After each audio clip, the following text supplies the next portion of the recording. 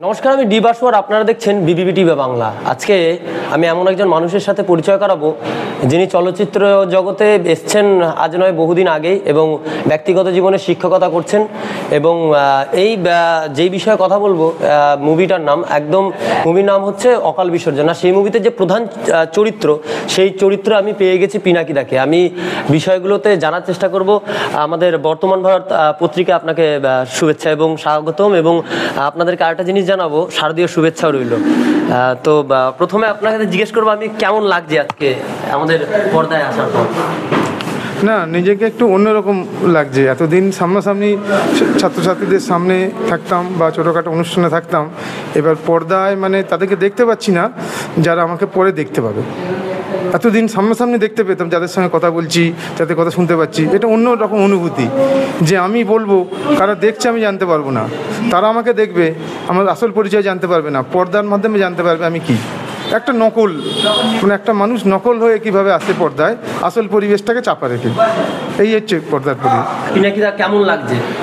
কেমন লাগছে বলতে, মানে এর তো ভাষায় প্রকাশ করতে পারবো না। বলতে এই যে কাজ, এ আমাদের কাছে সন্তান তুল্য।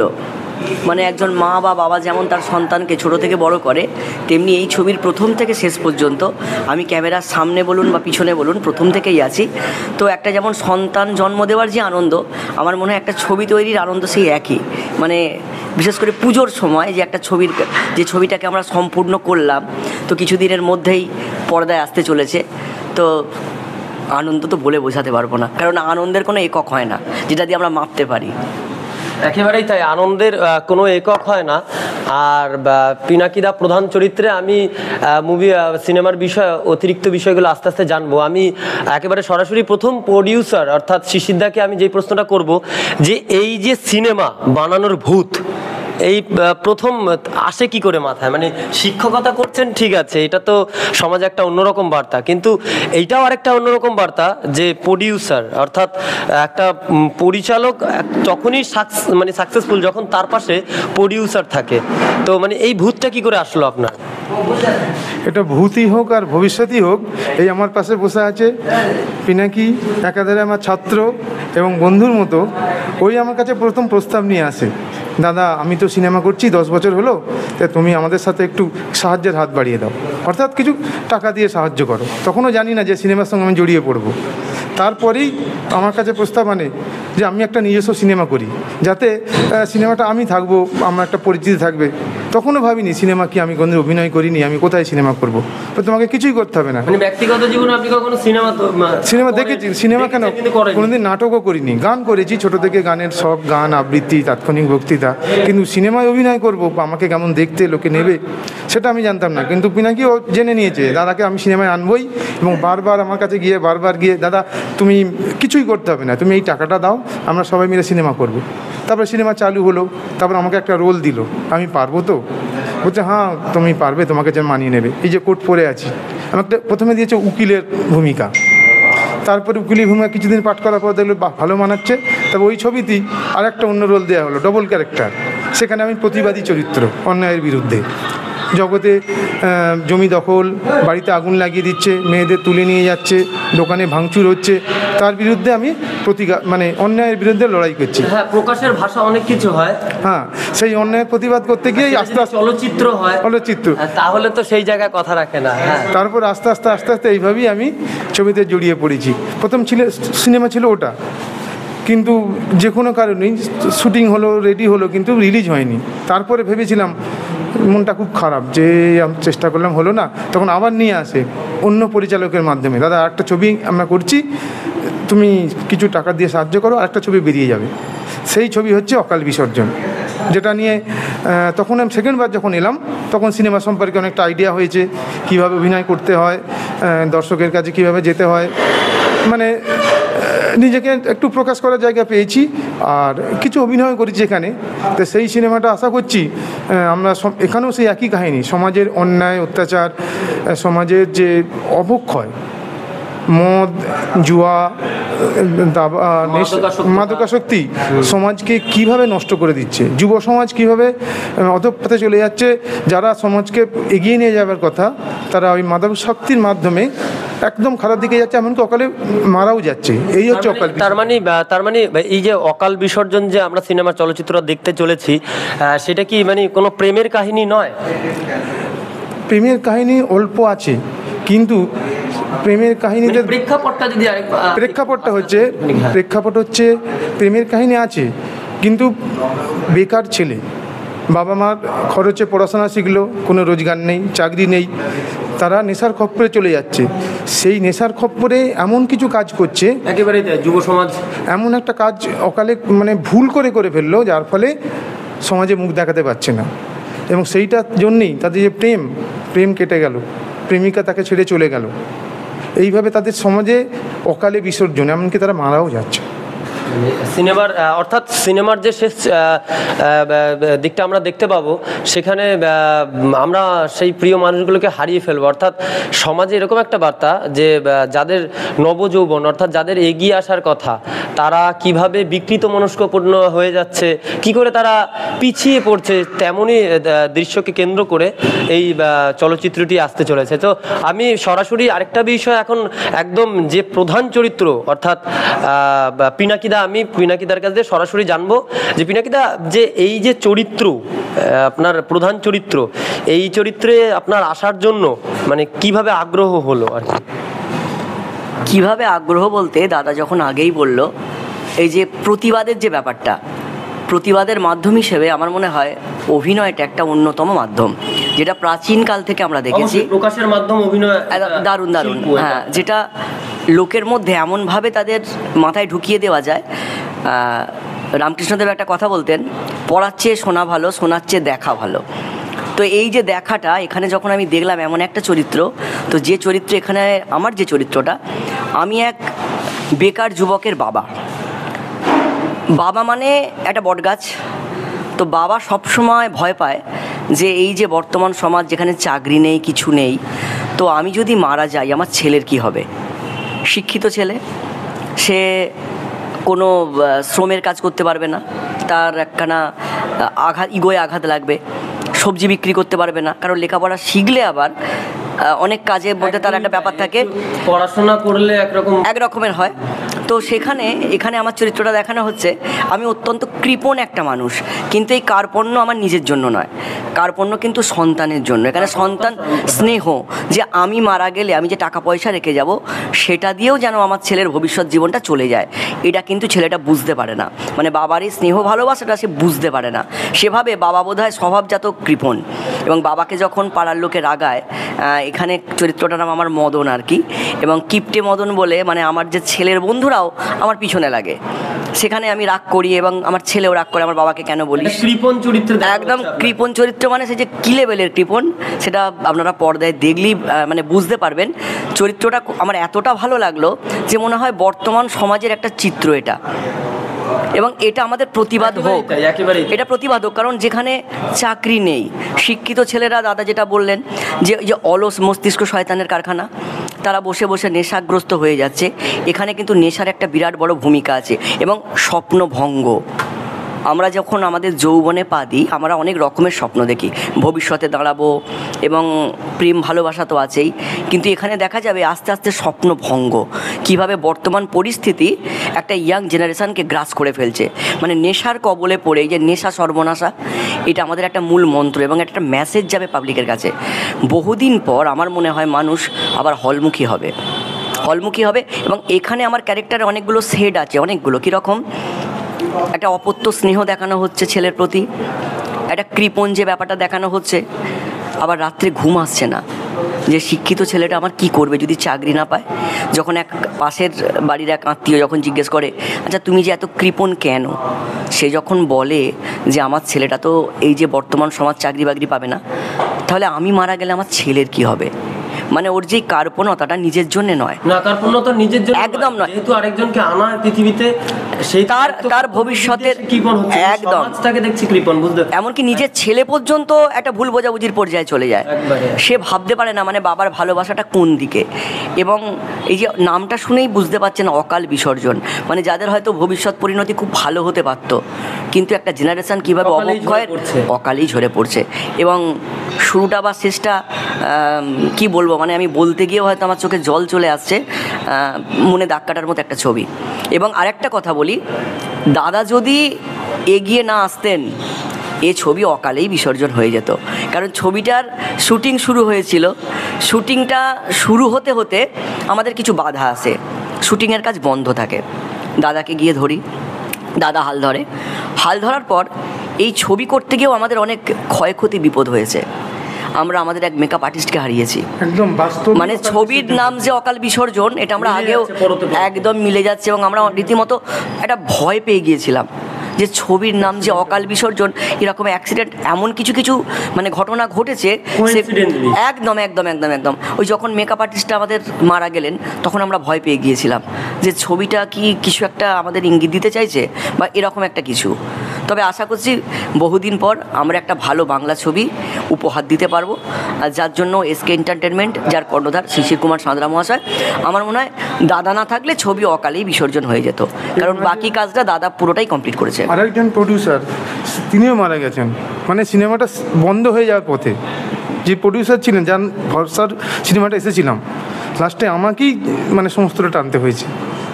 উনিও মাঝপথে হঠাৎ করে উনি মারা গেলেন, সেটা আমরা ভাবতে পারিনি। মানে আমাদের মাথায় ঠিক কি বলবো, বিনা মেঘে বজ্রপাতের মতো বেশ কয়েকটা অ্যাক্সিডেন্ট ঘটেছে। কাজ করতে গিয়ে মানে ক্যামেরার ক্ষতি হওয়া থেকে শুরু করে এমন অনেক খুঁটিনাটি, হার্ড ডিস্ক নষ্ট হয়ে যাওয়া, মানে ওই জন্য ভাবছি যে ছবিটা ঘটনা এরকম একটা ব্যাপার এসেছে। গাড়ির ক্ষতি, মানে শুটিং করতে গিয়ে গাড়ির ক্ষয়ক্ষতি, মানে সাংঘাতিক গাড়ির ক্ষয়ক্ষতি, বা হঠাৎ করে শরীর অসুস্থ হয়ে যাওয়া। ওই জন্যে মানে ভাবছি যে ছবিটা মনে হচ্ছে ছবির জগতে একটা আলোড়ন সৃষ্টি করবে অকাল বিসর্জন। একটা বিষয়ে জানা গেল যে আসল যে ছবির বার্তা, অর্থাৎ যাদের প্রজন্মকে এগিয়ে নিয়ে যাওয়ার কথা, অর্থাৎ যারা নবযৌবন, তারা মাদকাসক্ত অথবা নেশাগ্রস্ত, এক কথা যদি বলা যায়, তারা সেই দিকগামী হয়ে যাচ্ছে। এবং একটা বাবার কর্তব্য অবশ্যই যে তার ছেলে অথবা মেয়েকে সমাজে একটা অন্যরকম দিক দেখানো, অর্থাৎ ভালো দিক। খারাপ দিক তো দেখানোর জন্য প্রয়োজন পড়ে না বাবা মাকে। তো যেখানে বাবা কৃপণ, সেরকমই একটা দৃশ্য আমরা দেখতে পাবো এই সিনেমাতে অকাল বিসর্জন অর্থাৎ। তো কিন্তু সেখানে বাবা কৃপণ নয়, বার্তাটা অন্য কিছু, সেটা আপনারা শুনলেন এবং দেখলেন। তো অবশ্যই আরও বিস্তারিত বিষয়গুলো আপনারা জানতেই পারবেন। আমি আরও একটা বিষয় জানার চেষ্টা করব যে এই যে এই সিনেমাটা আসার আগে, ঠিক আছে, মানুষের কাছে তো একটা বার্তা থাকবেই যে সমাজের কাছে, সেই এক কথায় যদি বলা হয় বার্তাটা কি, তাহলে কি থাকবে সেই বার্তা, যদি সেটা একটু বার্তাটা কি থাকবে বলতে, এখানে আমার মনে হয় একটা সমন্বয়ের অভাব। মানে এই যে আগেকার জেনারেশন বা এখনকার জেনারেশনের মধ্যে একটা গ্যাপ, এই গ্যাপটা আমাদেরকেই দূর করতে হবে। মানে এখানে যেহেতু আমি বাবার চরিত্র করেছি, আমার মনে হয় ছেলেকেও বুঝতে হবে ছেলে কি চাইছে, এবং ছেলেকে ছেলের মতো করে বোঝাতে হবে। এই বর্তমান প্রজন্ম আমার মনে হয় গার্জেনদেরকে ঠিক বুঝতে পারে না, বা উল্টে যদি বলি গার্জেনরাও তার ছেলে মেয়েকে ঠিক বুঝতে পারে না। এই ভুল বোঝাবুঝি থেকেই দূরত্বটা বাড়ে। এই দূরত্বটা বাড়তে বাড়তে এমন একটা জায়গায় চলে যায় কেউ আর কারো কানে কাছে আসতে পারে। এই বার্তা বলতে এখানে যাবে কি, মানে বোঝানোর চেষ্টা কি হয়েছে, এখানে বোঝানোর চেষ্টা যেটা হয়েছে যে এরকম ভুল তোমরা করো না। এই যে নেশা সর্বনাশা, এই যে নেশার কবলে পড়ে যে সুস্থ মস্তিষ্কও যে আস্তে আস্তে একটা অন্যরকম হয়ে যায়, সেটা এখানে দেখানো হচ্ছে। এখানে ইয়াং জেনারেশান দেখলে এটাই ভাববে, কেউ যদি সত্যি নেশা করে থাকে, যে আমার তাহলে তো ভবিষ্যতে একটা সুন্দর জীবন হতে পারতো। মানে যেখানে হয়তো দেখা যাবে শস্য শ্যামলা না হয়ে সাহারা মরুভূমি হয়ে গেল জীবনটা। তো সেখানে আমার মনে হয় গার্জেনদেরকেও একটুখানি স্নেহের বর্ষা দিতে হবে, তবে মরুভূমি আস্তে আস্তে শস্য শ্যামলা হবে। মানে তাদের মনেও প্রেম জাগাতে হবে, এবং তাদের মনেও কোনটা ঠিক কোনটা ভুল এটা বোঝাতে হবে। এখানে একটা দূরত্ব সৃষ্টি হয়ে গেছে ভুল বোঝাবুঝির কারণে, এবং একটা ডিপ্রেশান।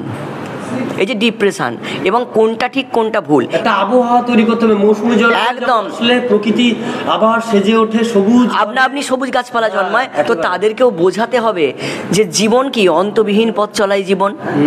এই যে লড়াই যে কাঁটা হেরি খান্ত কেন কমল তুলিতে, দুঃখ বিনা সুকলাভ হয় কি মোহিতে। তারা যখন একটা ভুল করলো, তো তারা ভুলের প্রায়শ্চিত্ত মানে ঘুরে দাঁড়ানো, কিন্তু ভুলের প্রায়শ্চিত্ত মানে এই নয় যে জীবন থেকে বেরিয়ে যাওয়া।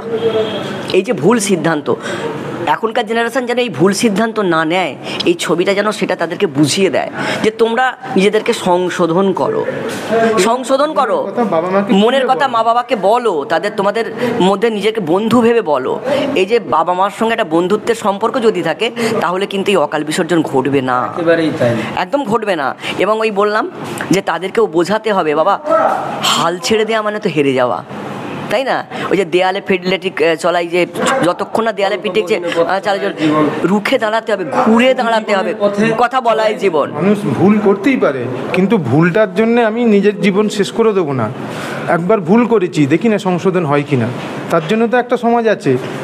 বাবাকে বললাম, আরও বন্ধু বান্ধবের আচরণ করলাম, আমি ভুল করেছি, আমি এই জীবন রাখবো না। এই যে হঠকারী সিদ্ধান্ত ইয়ং জেনারেশনের, এটাও একটা বার্তা যে সমাজে ভালো মন্দ আছে, তোমরা কারোর সঙ্গে দলে পড়ে হঠাৎ কোনো ভুল করেছো, সেটা সমাজের চোখে খারাপ, লোকে খারাপ বলবে, কিন্তু সব ভুলেরই একটা সংশোধন করার জায়গা আছে। ঠিক জায়গায় গেলে তুমি ভাবো না যে তোমার জন্য আরও কতজন আছে। আমি মরে গেলাম, আমার বাবার কি হবে, আমার ফ্যামিলির কি হবে, পরিবারটা কি হবে, আমার আশায় যারা আছে, পরিবারের দিকে তাকাতে হবে। এখানে আমারও একটা ক্যারেক্টার আছে, এখানে একই চরিত্র, সেও ওই মদ নেশা, আমার ছেলে সেই অবস্থায়ও শেষ পর্যন্ত ওই মদ নেশার খপ্পরে গিয়ে জীবনটা নষ্ট করে ফেলবে। টাকা দাও বাবা, আমি বন্ধু আছে ঘুরতে যাব। কত টাকা লাগে নিজের জীবনের জন্যে? না, নেশার জন্য টাকার কোনো শেষ নেই। মানুষ ভুলে যায় যে আমি কোথায় আছি। নেশা মানুষকে কোথায় নিয়ে যেতে পারে, এইটা থেকে আমি চাইবো যে ইয়ং জেনারেশন নেশাতে করতে গিয়ে ভবিষ্যৎটা যেন ভাবে। হয়তো চাকরি পাইনি, হয়তো সেরকম রোজগার নেই, তা বলে আরও পথ আছে জীবনে আমি তৈরি হওয়ার। নেশাটাই সব নয়।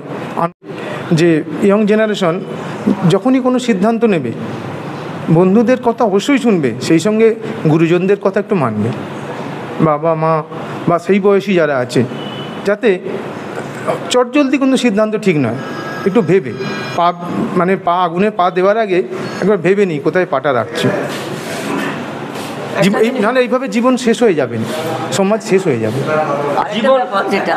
আর একটা ব্যাপার যেটা আমার মনে হয়, যে শুঁয়োপোকা যদি প্রজাপতি হতে পারে, তো দস্যু রত্নাকর যদি বাল্মীকি মুনি হতে পারে, তাহলে আমার ভুলটা যদি আমি সংশোধন করে নিই, এই ভুলটাই কিন্তু একদিন ফুল হয়ে ফুটবে। এই যে বার্তাটা, এটাই আমরা দিতে চেয়েছি, যে তোমরা বেঁচে থেকে সংগ্রাম করে দেখো। হাল ছেড়ে দেবো কেন? হাল ছেড়ে দিলাম মানে তো আমি হেরে গেলাম। চলার পথে ভুল হতেই পারে, কিন্তু সেটাকে সংশোধন করে নিতে হবে। বেঁচে থেকে আমি জিতে দেখিয়ে দেবো যে আমি তো পৃথিবীতে হারতে আসিনি, আমি জিততেই এসেছি। তো এটাই আমাদের বার্তা আর কি।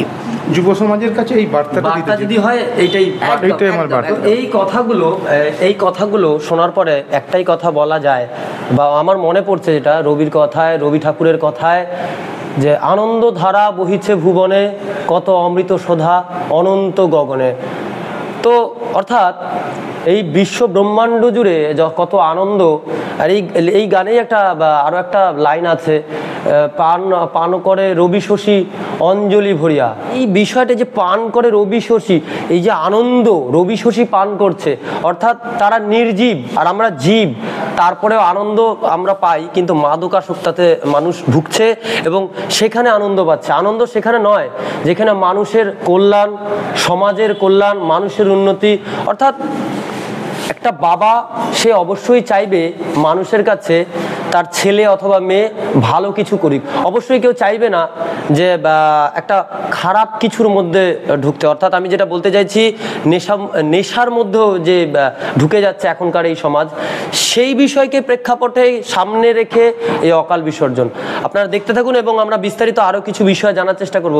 এই যে চরিত্র, আপনাদের এই চরিত্রে, মেন চরিত্রে যদি আপনি থাকেন, পরবর্তী চরিত্রে কে আছেন? এখানে পরবর্তী চরিত্র বা মেন চরিত্র বলতে যেটা বলি, একটা বাড়ি যেমন একটা পিলারের ওপর দাঁড়াতে পারে না, সামান্য একটা টুল দাঁড়াতে গেলেও কিন্তু 4টে পায়া লাগে। তেমনি আমি হয়তো চরিত্রটা বেশি আছি, কিন্তু দাদাও এখানে একটা বাবা। আর আরেকটা ব্যাপার, এখানে আরেকজনের কথা বলাই হলো না, সেটা হলো পরিচালক বিশ্বনাথ হালদার। ও যখন প্রথমে আমাকে গল্পটা শোনায়, দাদা এরকম একটা গল্প বানাতে যাব, তো তোমার জন্য এরকম একটা চরিত্র ভেবেছি, তো বিশ্বনাথকে একটা ধন্যবাদ এরকম একটা চরিত্র আমাকে দেবার জন্য বা আমাকে নিয়ে ভাববার জন্য। আর ওই যেটা আপনি বললেন যে আমি তো মেন চরিত্র, বাকিগুলো কারা, বাকিগুলো অবশ্যই একটা শিশিরদা আর কি। শিশিরদাও এখানে একটা, দাদাকে দেখানো হচ্ছে একজন বাবা, দাদার মধ্যেও প্রচুর স্নেহ, কিন্তু ওই ছেলেকে নিয়ে চিন্তা, খেতে বসে চিন্তা, ওই একই চিন্তা, মানে প্রত্যেকটা পৃথিবীর মনে হয় সমাজের একই। আমার মনে হয় পৃথিবীর, যেমন আমি ছাত্রছাত্রীদেরকে বলি যে দেখবি পৃথিবীর যত চোর তাদের মেন্টালিটি এক, পৃথিবীর যত স্টুডেন্ট সবার মেন্টালিটি এক, তেমনি পৃথিবীর যত বাবা, বাবাই হয়, বাবারা বাবাই হয়। আমরা হয়তো তাদেরকে ওরে বাবা ভাবি, কিন্তু বাবারা বাবাই হয়। এখানে দাদাকেও দেখানো হচ্ছে তারও চিন্তা যে আমার ছেলেটার কি হবে। সেই ছেলে বসে আছে রাজনীতির ব্যাপার নিয়ে, তাকে হয়তো বলেছে দাদারা চাকরি করে দেবে, সেখানেও দাদা বোঝাচ্ছে যে না রে, ওইভাবে চাকরি হয় না, খাটতে হয় তার জন্য। যেরকম বসে বসে খেলে হবে, তোমাকে তো পরিশ্রম করতে হবে, তবে তো কাজ পাবে। ছেলে বসে আছে, কবে কোনো রাজনীতির থ্রু দিয়ে চাকরি হয়, মানে এই যে ব্যাপারগুলো। এবং সেখানেও দাদার একটা চিন্তা যে ছেলেটার সত্যি কি হবে। এমনকি ছেলে টাকা চুরি করে নিয়ে চলে যাচ্ছে দোকানে, মানে অনেক কষ্ট করে দোকানটাকে একটা বেশ মাল্টিপারপাস দোকান করেছে, দারুণ। সেখান থেকেও যখন দাদা বসতে বলছে তুই একবার বস, আমি একবার আসছি, সেখানেও কিন্তু ছেলে টাকা চুরি করে নিয়ে চলে যাচ্ছে। মানে সেখানেও যে অবক্ষা, বললাম না, সমাজের বিভিন্ন দিকটা তুলে ধরা হয়েছে। যেমন একটা যদি বিয়ে বাড়ির মেনু কার্ড ভাবি, বিপর্যস্ত সমাজ, একদম যে একটা বিয়ে বাড়ি যদি মেনু কার্ড আমি ভাবি, সেই লবণ থেকে পাতিলেবু থেকে শেষকালে পান মশলা পর্যন্ত এই ছবিতে কিন্তু সব আছে, সমস্ত কিছু আছে। বাচ্চাদের যেমন বাবারা ওরে বাবা নয়, তো আমি যেমন একটা বাবা পেয়ে গেছি চরিত্রে, আমি আরও একজন বাবা এইমাত্র জানলাম, আমি তার কাছ থেকে সরাসরি জানার চেষ্টা করব। যিনি আমাদের সাথে আছেন শিশিরদা, উনিও বাবার চরিত্রেই আছেন, তো আপনিও তো বাবার চরিত্রে আছেন, আপনার ভূমিকাটা যদি একটু বলেন এবার। আমার এখানে আপনার ভূমিকাটা, আমার এখানে ছেলেই মেন। অ্যাকচুয়ালি ছবিতে 3জন কি 4জন আছে যাদেরকে নিয়ে কাহিনী, তারা ওই নেশার শিকার, এবং তারাদের বিভিন্ন রকম কাজকর্ম, বাবার থেকে টাকা নেবো, টাকা না দিলে হুমকি দেবো, বাইরে বদনাম করব, এই বাবা কি হুমকি ধমকি, হ্যাঁ, বাবাকে মাকে যে হোক করে টাকা পয়সা নিয়ে আসবো, নিয়ে আমরা ফুর্তি করব, কারণ আমরা তো চাকরি পাইনি, আমাদের সমাজের প্রতিষ্ঠা নেই, আমরা এই ধরনের। কিন্তু যারা নেশা করছে, কিন্তু এমন একটা জায়গা আছে, তাদের মুখ থেকে বেরোবে, তারা সমাজের সমস্ত কাজে সাহায্য করে। কেউ অসুস্থ হলে হাসপাতালে নিয়ে যাওয়া, ওরাই থাকবে। কারো বিয়ে হচ্ছে না, বিয়ের খরচ চাঁদা তুলে দেওয়া। কেউ পড়াশোনা করতে পারছে না, এই চরিত্র আছে, মেন চরিত্র এখানে দুর্গা, তার বাবা গরিব, সবাই মিলে না ওকে মাধ্যমিক দেওয়াবো, ভালো পড়াশোনা করে আমরা চাঁদা তুলে পয়সা দেবো, পাড়ায় পুজো হবে, আমরা সবাই মিলে আয়োজন করব। সমস্ত ভালো কাজে তারা আছে, কিন্তু তাদের দোষ, তারা নেশা করে। তাদেরকে সমাজ খারাপ চোখে দেখছে, কিন্তু তারা নেশা করা ছাড়া বাকি সমস্ত দিকে ভালো, শুধু চাকরি পায়নি। শিক্ষিত জনগণ কি করবে, তাদের চিন্তাটা একটা ম্যাক্সিমাম। তাহলে কি এইটাও একটা বিষয় নয় যে যারা চাকরি পাচ্ছে না, শিক্ষিত মানুষ, তাদের ফ্রাস্ট্রেশনের কারণেই কি একদম তাদের যে চাকরি নেই, তাদের রোজগার নেই, দিকে যাচ্ছে সমাজ কি এখন? তাহলে এই চাকরি বাকরি নেই, পড়াশোনা, শিক্ষিত মানুষ, বাবারা চাইছে চাকরি করুক, কি করবে ছেলেপুলেরা বুঝতে পারছে না, তাই কি নেশার দিকে যাচ্ছে? একদম শিক্ষিত হয়েছে, ছোটোখাটো কাজ পাচ্ছে না, সমাজ তাদেরকে খারাপ চোখে দেখছে, তারা তখন সবাই একজোট হচ্ছে, তারা কয়েকজন মিলে একটা দল তৈরি করছে যে আমাদের তো কিছু করার নেই, আমরা এই ধরনের। এবং এইভাবে এমন অবস্থা চলে যাচ্ছে, মৃত্যুর দিকে চলে যাচ্ছে। সমাজ দেখেও দেখছে না, সমাজ দেখেও দেখছে না এই মানুষগুলো কত হতে পারত, কত ভালো দিকে করে যে হ্যালুসিনেটটা হয়, ওরা তো জানতে পারছে না কি চলছে। হ্যাঁ, নেশা করে আমি কতটা ক্ষতি করে ফেললাম, বা আমার নিজের কতটা ক্ষতি হলো আমি জানতে পারছি না। বন্ধুদের প্রীতি, আমার বন্ধু আছে, আমি বন্ধুত্ব, কিন্তু তারা সমাজের সমস্ত ভালো কাজই করছে, কিন্তু সমাজ তাদেরকে খারাপ চোখে দেখছে। আমরা সেই সমস্ত মানুষ, আমাদের দেশে প্রচুর মানুষ বেকার, শিক্ষিত বেকার, এই 18 বছর থেকে 35 বছর পর্যন্ত কি করবে তারা নেশার দিকে যাচ্ছে, আমাদেরই তাদের কাজ দিতে পারছি না, তাদের উপযুক্ত, তারা যে যোগ্যতায় এসেছে সেই যোগ্যতার কাজ পাচ্ছে না, তাই তারা ধীরে ধীরে ক্রমশ নেশার দিকে যাচ্ছে এবং মৃত্যুর দিকে এগিয়ে চলে যাচ্ছে।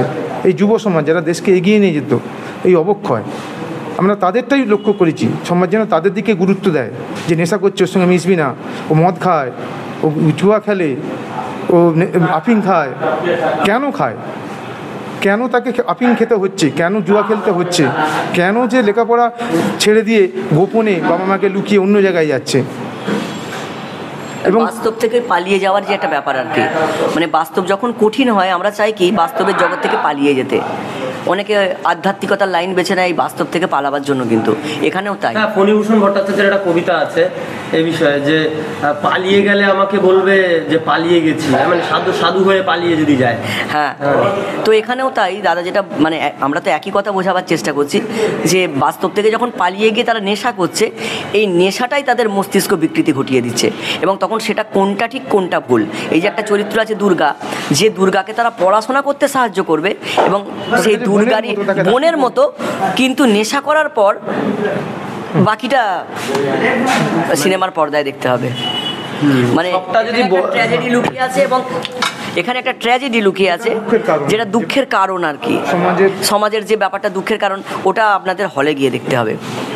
মানে ওইটুকু আর বললে হবে না, আশা করছি খুব ভালো লাগবে। মানে প্রিয় মানুষকে যাকে বোন বলছে, নেশাগ্রস্ত অবস্থায় কি হতে পারে সেটা আপনি যদি সিনেমাটি দেখেন, অর্থাৎ চলচ্চিত্র দেখেন, তখনই বুঝতে পারবেন সিনেমার মেন বা আসল ভূমিকা বা প্রেক্ষাপট কি। যাকে দিনের বেলা আমি বোন বলে আদর, যাকে দিনের বেলায় বোন বলে আদর করছি, মদের নেশায় তাকে আমি অন্য কিছু ভাবছি। চিনতে না পারা, যেটা যে আমারই সেই বোন যে আমায় রাখি বেঁধে দেয়, বা যাকে পড়াশোনার জন্য এরা নিজেরা চাঁদা তুলে একটা পড়াবার জন্য করে, সেই নেশার ব্যাপারটা এসে যে কি হয়ে গেল।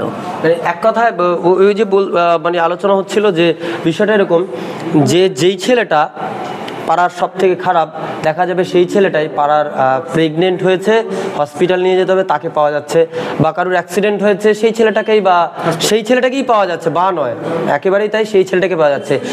কারোর বিয়ে হচ্ছে না, চাঁদা তুলতে হবে, সেই ছেলেটাকে পাওয়া যাচ্ছে। কিন্তু সেই ছেলেটাই, সেই ভালো ছেলেটাই যখন সে মাদক আসক্ত হচ্ছে, অর্থাৎ নেশাগ্রস্ত হচ্ছে, তখন তার রূপ বদলে যাচ্ছে।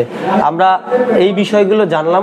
আমরা একেবারে আমরা চলে এসেছি শেষ পর্যায়ে। আমরা শেষ দিকে কিছুই জানার চেষ্টা করব, কিছু জিনিস, যে এই যে সিনেমায় আসা এই যে চরিত্র, এখানে প্রধান চরিত্রে তো বা আপনি আছেন, বা দ্বিতীয় চরিত্র বলা যায়, বা আরও 4-5টা চরিত্র আছে। বক্তব্য হচ্ছে ওই যে 4জন ছেলেকে নিয়ে আমরা ভেবেছি ওরাই মেন চরিত্র, ওদের কাহিনী, ওদেরকে ভালো রাখা, ওদেরকে দেখা ওরা কেন খারাপ পথে যাচ্ছে, সমাজের কোন দোষে 4টে ভালো ছেলে শিক্ষিত নেশাগ্রস্ত চলে গেল এবং অকালে তারা মারা গেল, ঝরে গেল, 4টে অকালে কুসুম ঝরে গেল।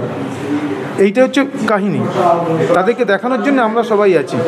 একটা সমাজের বাস্তব চিত্র, করুণ চিত্র, সমাজ কোন দিকে চলেছে, লোকের চোখে জল এসে যাবে। শেষে একটা গান আছে, আমরা আশা করব দর্শক ওই গানটা মন দিয়ে দেখবে এবং হল থেকে কাঁদতে কাঁদতে বেরোবে। আমি একটুখানি দাঁড় করাবো যে আমি একটা জিনিস জানলাম, সেটা আগেও জেনেছি, ফোনেই কথা বলছিলাম দাদার সাথে, তখন জানতে পারি দাদা গান করে, আর গান করার জন্য স্কেল বিষয়টা যে লাগে সেটা যেমন সত্যি, এটাও সত্যি। আজ থেকে যদি আপনি 10,000 বছর আগে চলে যান, তখন বিষয়টা এরকম ছিল না।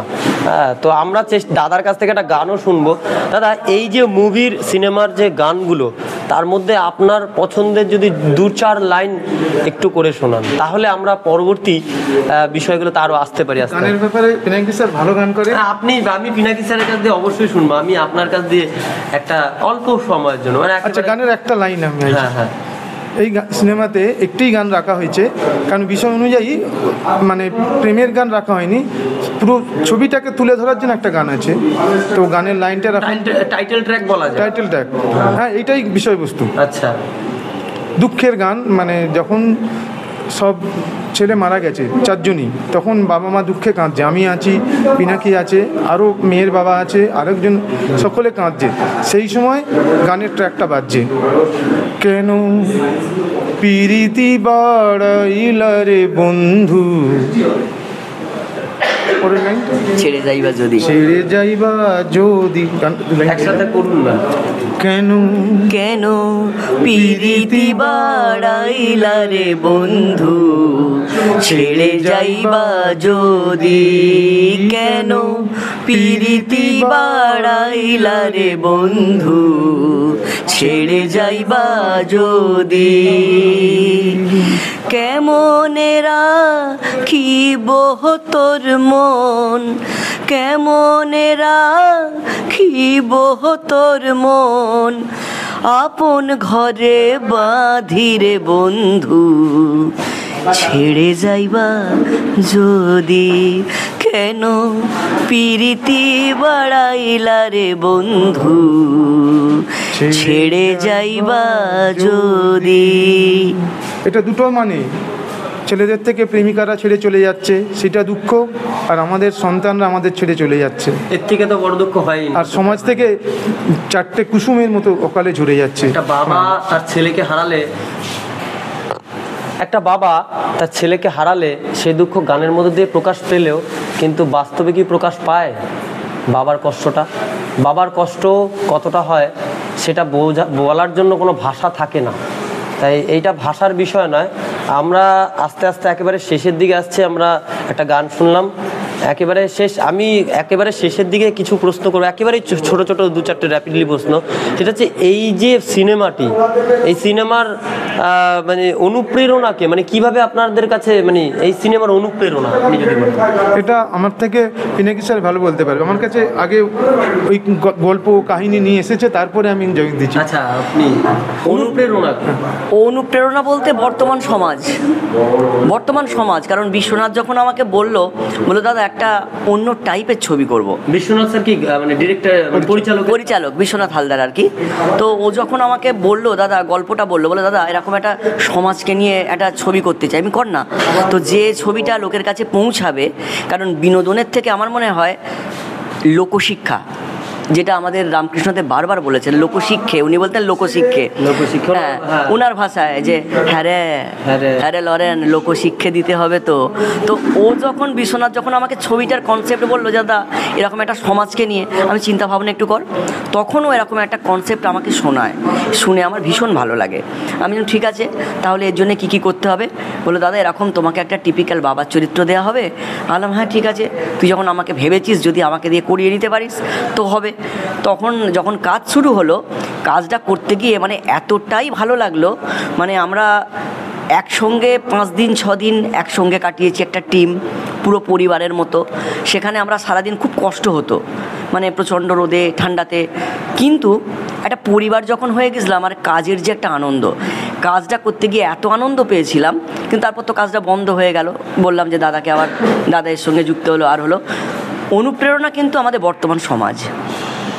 আচ্ছা, অনুপ্রেরণা যদি বর্তমান সমাজ হয়, আর এই চলচ্চিত্র তৈরি করতে গিয়ে নিশ্চিত স্মৃতিমূলক এমন সময় কাটিয়েছেন যেটা সব থেকে মনে পড়ে, এমন কোনো স্মৃতি, মানে সিনেমার সব থেকে ভালো মুহূর্ত, সব থেকে অবশ্যই সিনেমাটি অবশ্যই দুঃখের অবশ্যই আমি মেনে নিচ্ছি, কিন্তু সিনেমা করতে গিয়ে তো আনন্দের মুহূর্তও কাটিয়েছেন, সেরা মুহূর্ত বলতে এরকম তো ছবি করতে গেছি এবং তার সঙ্গে তো আগে পরে অনেকগুলো ছবি করেছি। এবার অনেক সময় হয় কি একটা ছবি বলতে গিয়ে আর একটা ছবির কথা চলে আসে, যেমন দাদা শুরু করলেন আগুন ছবি দিয়ে, একদম হ্যাঁ, মানে এই ছবির আগে এবং পরে আমরা অনেক ছবি করেছি, কথা আসবেই।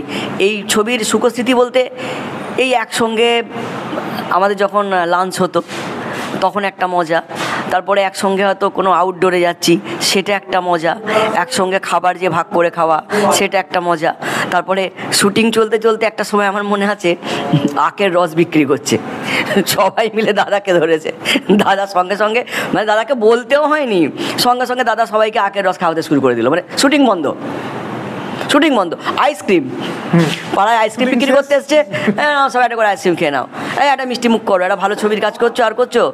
তারপরে যে আমরা লোকাল কিছু জায়গায় শুটিং করেছি, বাইরে কিছু শুটিং করেছি, প্রত্যেকে সাহায্য করেছে।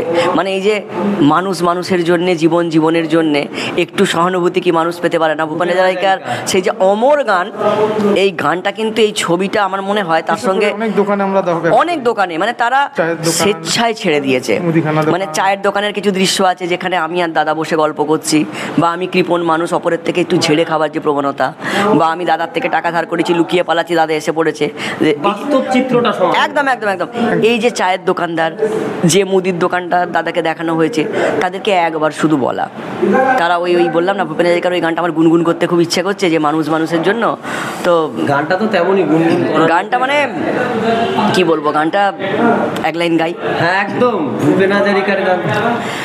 বলো কি তোমার ক্ষতি, জীবনের অথই নদী পার হয় তোমাকে ধরে, দুর্বল মানুষ যদি, মানুষ যদি সে না হয় মানুষ, দানব কখনো হয় না মানুষ, যদি দানব কখনো বা হয় মানুষ, লজ্জা কি তুমি পাবে না ও বন্ধু? মানুষ মানুষের জন্যে, জীবন জীবনের জন্যে, একটু সহানুভূতি কি মানুষ পেতে পারে না ও বন্ধু? মানুষ মানুষের জন্যে। আউটডোর শুটিংয়ে যখন যাদেরকে বলেছি বাড়ি ছেড়ে দিতে, ঘর ছেড়ে দিতে, দোকান ছেড়ে দিতে, প্রত্যেকে মানে এই সুখস্মৃতি আমাদের ভোলবার নয়। মানে দাদা গিয়ে যেখানেই হয়তো বলেছে তারা সঙ্গে সঙ্গে রাজি হয়ে গেছে, যেটা আমরা ভাবতেও পারিনি। একটা চালু চায়ের দোকান খদ্দেরকে ছেড়ে দিয়ে আমাদেরকে বসিয়ে শুটিং করিয়েছে। ভালোবাসা, মুদিখানার দোকান, এটা ভালোবাসা। এবার মুদিখানার মজাটা আমি বলছি। আমার এখানে রোল আছে মুদিখানার দোকানের মালিক, যে দোকান থেকে আমি মুদিখানা কিনি, আমি খদ্দের, শুটিংয়ের জন্য তাকে সরিয়ে দিয়েছি। আজকে আমি দোকানদার, তুমি আমার খদ্দের হও বলে তাকে পাঠিয়ে দিয়েছি। মানে এই ব্যাপারগুলো আমরা খুব এনজয় করেছি, খুব এনজয় করেছি। যে দোকান থেকে দাদা মুদির দোকান মানে জিনিসপত্র কেনে, সেই দোকানটাকে দেখানো হয়েছে দাদার দোকান হিসেবে। মানে অভিনয়ে কি না হতে পারে। এই যে মজার মজার মানে সিনগুলো আমাদের ভীষণ ভালো লেগেছে। কারো হয়তো বাড়িতে বললাম আচ্ছা আপনাদের এই দুয়ারটা ব্যবহার করব, সঙ্গে সঙ্গে বললো হ্যাঁ হ্যাঁ মাদুর লাগবে, কী লাগবে বলুন, সঙ্গে সঙ্গে তৈরি করে দেওয়া। এই যে ব্যাপারগুলোই বললাম না, এখনও মানবিকতা কিন্তু হারিয়ে যায়নি। শুটিং করতে গিয়ে এটা আমাদের মানে এরকম অভিজ্ঞতা প্রচুর মজাটা হচ্ছে কি একসঙ্গে যখন খাওয়া দাওয়া হতো সবাই মিলে, তখন না মজা। সারাদিন কাল ক্লান্তি শেষে শুটিং হয়ে গেল, চলো এবার। বাঙালি বাঙালি মানে হচ্ছে আড্ডা। হ্যাঁ, বাঙালি মানে আড্ডাবাজ। আর যদি 5 জন বাঙালি থাকে তার সাথে কালচারাল বাঙালি, তাহলে কথা বলার জায়গা থাকে না। হ্যাঁ, কিন্তু আস্তে আস্তে আমরা একটা জিনিস একবারে এইমাত্র কতগুলো কথা বলে সেই একই কথা মনে পড়ছে যে আনন্দধারা বহিছে ভুবনে।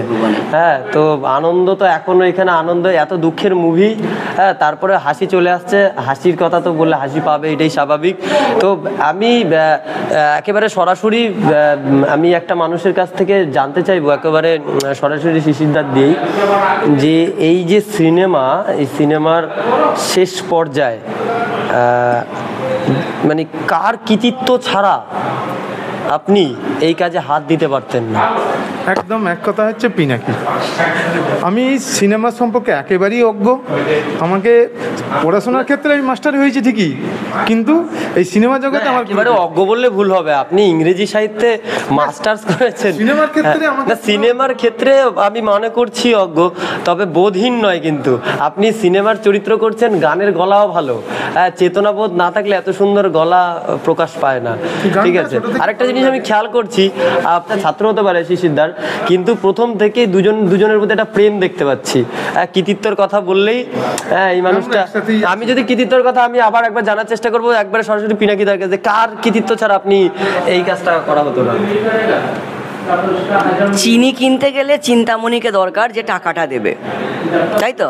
একেবারে মানি মানি মানি সুইটার দেন হানি। মানে টাকা পয়সা যদি না হতো, বললাম ছবি অকালে বিসর্জন হয়ে যেত।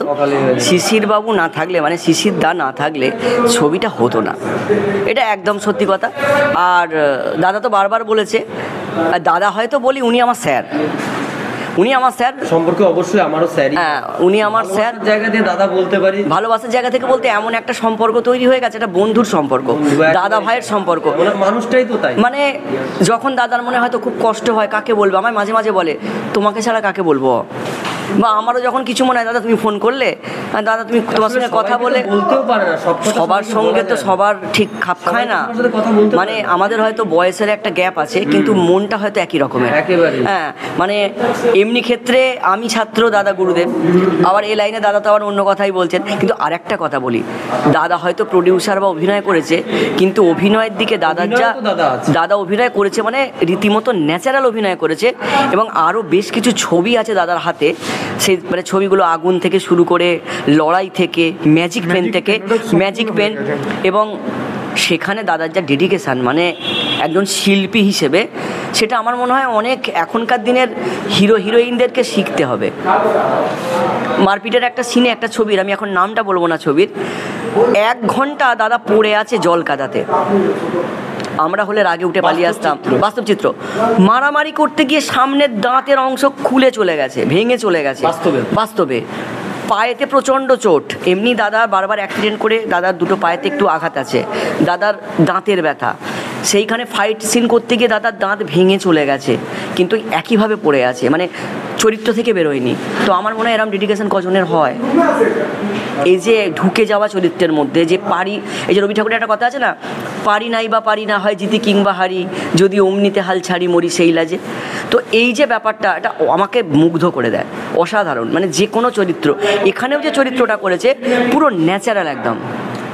এবং দাদার বিপরীতে আছেন কিন্তু একজন নামকরা অভিনেত্রী শান্তনা বসু। শান্তনা দি দাদার মিসেস করেছেন। মানে এই যে শান্তনাদির বিপরীতে, মানে দাদা তো একদম নতুন, তো আমি তো মঞ্চে তবু বেশ কিছু কাজ টাজ করেছি, বা একসময় নাটক ফাটক লিখতাম, বাচ্চাদেরকে নাটক করাতাম, আমার নাটকের একটা দলও আছে। তো দাদা তো সেইভাবে হয়তো ট্রেনিং কলেজে 2-1 নাটক ফাটক করেছে, সেই অর্থে করেনি। কিন্তু শান্তনাদির বিপরীতে যখন অভিনয় করেছে, একবারও কিন্তু মনে হয়নি যে মানুষটা নতুন। তার মানে এই ব্যাপারেও সিরিয়াস, এই ব্যাপারেও সিরিয়াস। তারপরে ওই স্ক্রিপ্ট পড়তে পড়তেই দাদা এটা আনতে হবে গো, বাইকটা নিয়ে নিজেই বেরিয়ে গেল। এবার ডাইরেক্টর রেগে গেল, হ্যাঁ আপনার তোমার সিন আছে, তুমি সিনটা না পড়ে চলে গেল। তার মানে কি, এই যে এতগুলো দায়িত্ব নেওয়া, মাথায় তো ওটা ঘুরছে, ঠিক সময় খাবারটা আসবে কিনা, সবাই জল পেলো কিনা, সবাই টিফিন পেলো কিনা। ডাইরেক্টর বিশ্বনাথ রেগে গেছে, দাদা তোমার এবার সিন নেবো, তুমি পড়ছো না। আরে বাবা, মানুষটা পড়বে কি, ওটা একটা দায়িত্ব নিয়ে তো বসে আছে, তার কাছে তো সবাই সমান, সবার খাওয়া হলো কিনা, যারা বাইরে থেকে এলো তাদের খাওয়া হলো কিনা, নাকি একবার হোটেলে ফোন করে দাও না, খাবারটা কখন আসবে দেখো না। শর্ট দেওয়ার ফাঁকে ফাঁকে এই যে দায়িত্ববোধ, অভিনয় ক্ষমতা, পারি বা নাই পারি, এই যে চেষ্টাটা, আমি তো বললাম বেশ কিছু ছবি দাদার সামনের বছর আসবে, এবছরেও আসবে, আপনাদের খুব ভালো লাগবে। আর আপনাদের থেকে আশীর্বাদ ছাড়া আর কিছু চাইবো না। হলে গিয়ে যখন হাততালিটা পাবো তখন ভুলে যাব যে কত রাত পর্যন্ত কাজ করেছি, কত ঘাম ঝরিয়েছি, আমরা সেখানে সফল হব আর কি। এটা আপনাদের ভালোবাসা না থাকলে সম্ভব নয়। আর আমি বললাম না, এই ছবির পুরো কৃতিত্ব যেমন বিশ্বনাথের আছে, কিন্তু বললাম আমরা চিন্তা ভাবনাটা চিন্তার মধ্যেই সীমাবদ্ধ থাকতো, যদি পাশে এসে দাদা না দাঁড়াতো। হ্যাঁ, এটা আমি মানে একেবারে তাই। যে মানুষটাকে পাওয়ার পর, মানে এইটা একেবারে শেষের দিকেই, শেষই প্রশ্ন বলতে পারেন যে তাহলে কতদিন লাগবে এখন মানুষের কাছে সিনেমাটা প্রকাশ করতে হবে? যতদূর জানি ছবিটা এখন সেন্সর বোর্ডে পাঠানো হয়েছে, সেন্সর বোর্ডের পারমিশন এলে ছবিটা রিলিজ হবে। এই সামনে পুজো চলছে, পুজোর আগে অনেকগুলো বিগ বাজেট ছবি এই 19শে সেপ্টেম্বর রিলিজ হয়ে গেছে। আমার মনে হয়েছে আমাদের ছবিটা উৎসাহ বা কাহিনী সমস্ত দিক দিয়ে স্ট্যান্ডার্ড আছে, কিন্তু বাজেটে তো ওদের সঙ্গে পারবো না অবশ্যই। তাই আমরা এটাকে একটু পিছিয়ে গিয়ে ঠিক দুর্গাপুজোর পরে, কালী পুজোর মাঝখানে যে ছুটি আছে এর মধ্যে বার করার চিন্তাভাবনা রাখছি। আমরা ভেবেছিলাম দুর্গাপুজোর আগেই, এর টাইটেলই হয়েছিল অকাল বিসর্জন, অর্থাৎ দেবীর বোধনের আগেই বিসর্জন, কিন্তু যে কোনো কারণে আমাদের একটু পিছিয়ে গেছে। তো এই ছবিটা পুজোর মানে কালী পুজোর আগে, অর্থাৎ এই মাঝেই চলবে, পুজোর যে ছুটি চলছে এর মধ্যে রিলিজ হবে আশা করছি। আর আমার আরও ছবি আছে ম্যাজিক পেন, সেটাও ওই একই পর্যায়ে চলে আছে, ওটাও ওই সমাজের শিক্ষণীয় বিষয়। ওটা আবার কি বলবো, ছাত্রছাত্রীদের, ছোটদের বেশি আকর্ষণ করবে, ছোটদের বড়দের এবং সকলে দেখার মতো। ওটাও আমরা ওই পর্যায়ে পড়ে আছে সেন্সর বোর্ড পর্যন্ত। আর যেটা বলছিলাম আগুন ছবি, যেটা আমার প্রথম, সেটা একটা বিশাল ক্যারেক্টার, মানে আমিও আছি, পিনাকি স্যারও আছে, মানে এটা একটা বিরাট ছবি আর কি। সেটাকে এই বিরাট ভালো একটু সময় লাগছে, ওটা তাতে একদম সমাজের সমস্ত কিছু আছে। এটা মানে জাস্ট ওটাকে আমি চাইবো সমাজে একটা দিকদর্শন হয়ে থাকবে। অন্তত 30-40 বছর মধ্যে ওই ধরনের ছবি আসেনি, ওর যা কাহিনী, একটা মানে অন্যরকমই কিছু কাহিনী একদম। আমার লুকসটা পুরো আলাদা। ওই ছবিটা করতে গিয়েও মানে বিশাল মজা পেয়েছি, কারণ যখন মেকআপ হয়ে গেল, আয়নায় যখন তাকালাম, এই অচেনা মানুষটাকে মেকআপ আর্টিস্টের হাতের ছোঁয়ায় মানুষটা পুরো পাল্টে দিল। মানে তখনই ক্যারেক্টারের মধ্যে যে ঢুকে যাওয়া, এবং আগুন ছবি একটা যেমন মহাভারতের গল্প, নানা কাহিনী উপকাহিনী আছে, আগুনও তাই। এইবার একেবারে শেষ একটা প্রশ্ন, আমি একেবারে হ্যাঁ দিতে পারেন। তো একেবারে শেষ একটা প্রশ্ন, যে স্ক্রিপ্ট অনুযায়ী যে মানুষ যদি জানতে চায় একবারে সারাংশটা যদি সিনেমার বলেন, কোনটা? পুরো সিনেমার সারাংশটা একেবারে অকাল বিসর্জন, একেবারে প্রথম থেকে শেষ পর্যন্ত। অকাল বিসর্জনের যে সারাংশটা আমি সংক্ষেপে বলি, একেবারে মানে সম্ভাবনা ছিল কিন্তু ভুল সিদ্ধান্তের জন্যে সেটা সম্ভাবনাটা বাস্তবায়িত হলো না, ভুল পথে গিয়ে হারিয়ে গেল। মানে নদীটা হয়তো ঠিক পথে গেলে শস্য শ্যামলা করতো দুপাশের জমিগুলোকে, কিন্তু ভুল পথে চলে গিয়ে মরুভূমির মধ্যে বিলীন হয়ে গেল, স্বপ্নটা নষ্ট হয়ে গেল। মানে যে অঙ্কুরটা একটু জল পেলে বাতাস পেলে সেটা আরও বড় গাছ হতে পারতো, সেটা রোদের প্রখর রৌদ্রের মধ্যে শুকিয়ে গেল, স্বপ্নটা অকালেই বিসর্জন হয়ে গেল, কতগুলো প্রাণ অকালে চলে গেল ভুল পথে গিয়ে।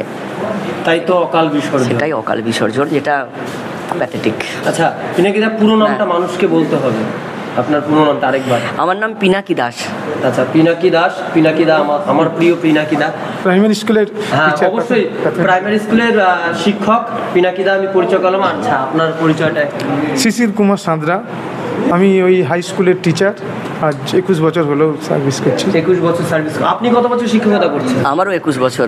আমার ছাত্র 21 বছর করছে, মানে 21 বছর, 21 বছর মাস্টারমশাই আর ছাত্র, কিন্তু ইনিও এখন মাস্টারমশাই, শুধু মাস্টারমশাই নয়, সরকারি স্কুলে মাস্টারমশাই।